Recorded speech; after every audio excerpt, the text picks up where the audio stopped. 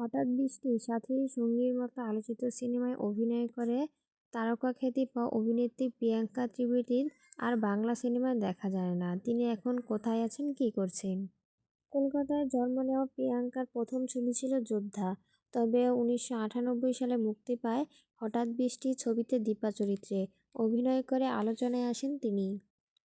2002 সালে মুক্তিপ্রাপ্ত সাথী সিনেমায় সোনালী চরিত্রে অভিনয় করে ব্যাপক জনপ্রিয় পান তিনি।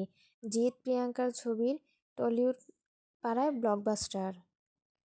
2003 সালে হরনাথ চলচ্চিত্রে পরিচালক সঙ্গী হিসেবে দর্শকের আবারও পেরিয়েছেন জিৎ প্রিয়াঙ্কার জুটিতে। তবে ছবিটি ব্লক অফিসে খুব একটা সাড়া ফেলতে পারেনি।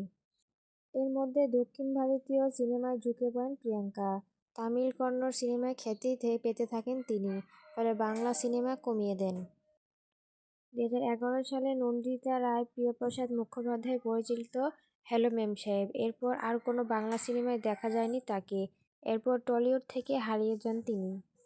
বাংলা সিনেমার দর্শকরা ভেবেছিল তিনি হয়তো অভিনয় ছেড়ে দিয়েছেন, কিন্তু তা নয়, তিনি দাপটের সঙ্গে কাজ করেছিলেন তামিল ও কন্নড় ছবিতে।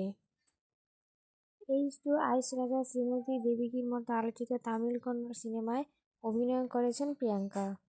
গত 2 আগস্ট মুক্তি পেয়েছে প্রিয়াঙ্কার অভিনীত কন্নড় সিনেমা কামারন 2 ছবিতে তার অভিনয় দর্শক মহল প্রশংসা কুড়িয়েছে।